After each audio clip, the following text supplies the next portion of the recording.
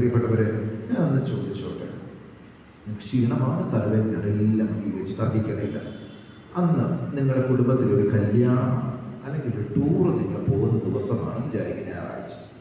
ഈ തലവേദനയൊക്കെ ഉണ്ടെന്ന് പറഞ്ഞ് നിങ്ങൾ ടൂർ പോവാതിരിക്കുമോ? ആ കല്യാണത്തിൽ കൂടാതിരിക്കുമോ? പിക്നിക്കിന് നിങ്ങൾ പോകാതിരിക്കുമോ? അതായത് പള്ളിയിൽ പോകുമ്പോൾ മാത്രം ചില വേദന, അതൊരു വല്ലാത്ത വേദനയാണ് കേട്ടോ, ഒരു വല്ലാത്ത വേദനയാണ്. ബാക്കി ഒരിടത്തും പോകുമ്പോൾ ഒരിടത്തും വേദനയില്ല. ഞായറാഴ്ച വേറെ ടൂർ പോകുമ്പോൾ വേദനയില്ല, തലവേദനയില്ല. ഞായറാഴ്ച കല്യാണത്തിന് പോകാം, നൂലുകെട്ട്, ആ കെട്ട്, ഈ കെട്ട്, കടുങ്കെട്ട്, എല്ലാ കെട്ടിനും പോകും, തലവേദനയില്ല, ഒരു വേദനയില്ല. പള്ളിയിൽ വരാൻ നേരത്ത് എന്താ പറയുക, ക്ഷീണം, എന്താ മടി, എല്ലാം. പ്രേമഹാലേലിയ. പ്രിയപ്പെട്ടവരെ, അങ്ങനെ പറയണവർ നിങ്ങൾ ശ്രദ്ധിച്ചു. നിങ്ങൾക്ക് ബാക്കി എല്ലാത്തിനും സമയമുണ്ട്, നിങ്ങൾക്ക് സൗകര്യമുണ്ട്.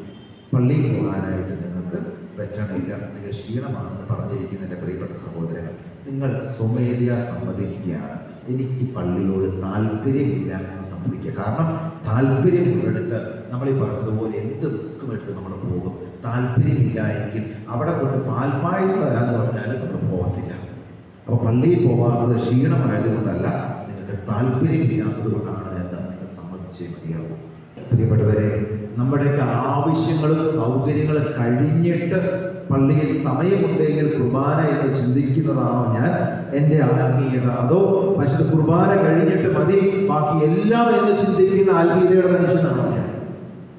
അതായത് എൻ്റെ സൗകര്യങ്ങൾക്കെല്ലാം കഴിഞ്ഞിട്ട് ഇനി സമയമുണ്ട് എങ്കിൽ പള്ളി പോയേക്കാമെന്ന് പറയുന്ന ആത്മീയതയുടെ ഉടമയാണോ? അതോ പക്ഷേ കുർബാന കഴിഞ്ഞിട്ട് ഈ ദേവാലയത്തിലെ പരിപാടി കഴിഞ്ഞിട്ട് മതി, ഏത് കൊച്ചിന്റെ ചോറോട് മൂലകെട്ടെന്ന് ചിന്തിക്കുന്നവരാണ്? അടുക്കും ചിട്ടയും ഉണ്ടാവുക എന്ന് പറഞ്ഞാൽ ഒന്നാമത് കുർബാന ക്രമമായ ആത്മീയ ജീവിതം. പ്രിയപ്പെട്ടവരെ, അത് നമ്മളറിയാതെ ക്രമമുള്ളതായിട്ട് തീരും.